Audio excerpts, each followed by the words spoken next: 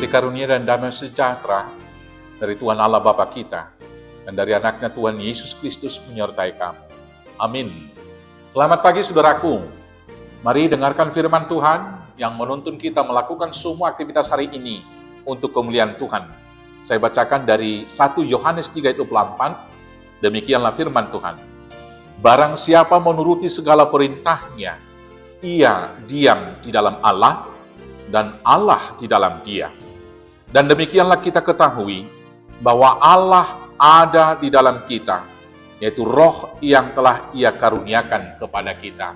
Demikianlah firman Tuhan. Saudara-saudaraku yang terkasih, sering sekali ada pertanyaan, apakah di gereja sana ada Tuhan? Apakah orang ini betul-betul sudah di dalam Tuhan? Atau adakah Roh Kudus pada dia? Untuk menjawab ini tentu kita akan bertanya, dari manakah kita ketahui bahwa seseorang tinggal di dalam Yesus atau di dalam Tuhan dan Roh Kudus tinggal di dalam dia? Hari ini firman Tuhan menjawab bagi kita dengan berkata, barang siapa menuruti segala perintahnya, ia diam di dalam Allah dan Allah di dalam dia. Dan demikianlah kita ketahui bahwa Allah ada di dalam kita, yaitu roh yang telah Ia karuniakan kepada kita. Maka tanda seseorang yang diam di dalam Tuhan, dan Tuhan ada di dalam dia, dan Roh Kudus ada di dalam dia, apabila kita melakukan segala perintah Tuhan. Perintah Tuhan itu dimulai dari hukum Taurat yang 10. Itu yang mengatur hubungan kita dengan Allah, dan mengatur hubungan kita dengan sesama. Hukum Taurat pertama sampai ke-4, mengatur relasi kita atau hubungan kita dengan Tuhan, dan hukum Taurat ke-5 sampai hukum Taurat ke-10 mengatur relasi sosial kita, hubungan kita dengan sesama. Tetapi kesimpulan dari perintah Allah itu di dalam Matius 22 ayat 34, 38 dan seterusnya dikatakan, yaitu dalam satu kata, yaitu kasih.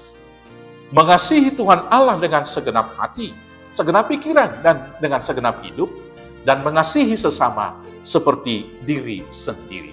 Dengan adanya kita mengasihi sesama, itulah buktinya bahwa kita mengasihi Tuhan Allah.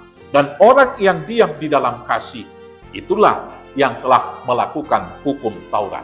Ketika kita dapat menerima sesama, menerima orang yang berbeda dengan kita dalam kelompok, orang yang berbeda secara suku, orang yang berbeda dari rasnya, orang yang berbeda bahkan agamanya, itulah sesungguhnya kasih yang sempurna. Karena Tuhan tidak membeda-bedakan orang.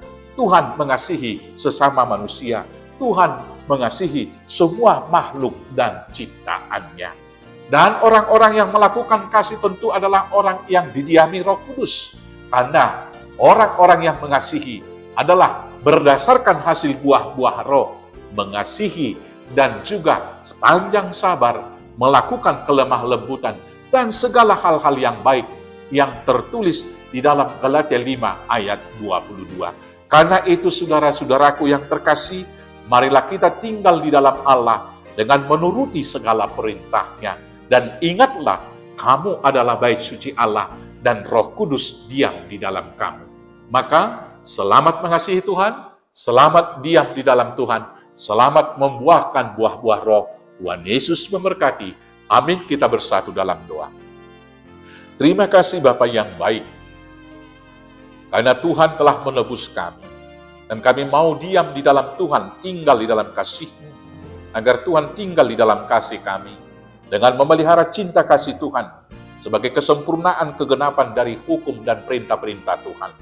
Terima kasih Bapa, mampukan kami melakukan semuanya, hanya dengan penyertaan Yesus Kristus Tuhan Juru Selamat kami yang hidup. Amin. Selamat beraktivitas, Tuhan Yesus memberkati. Horas, horas, horas.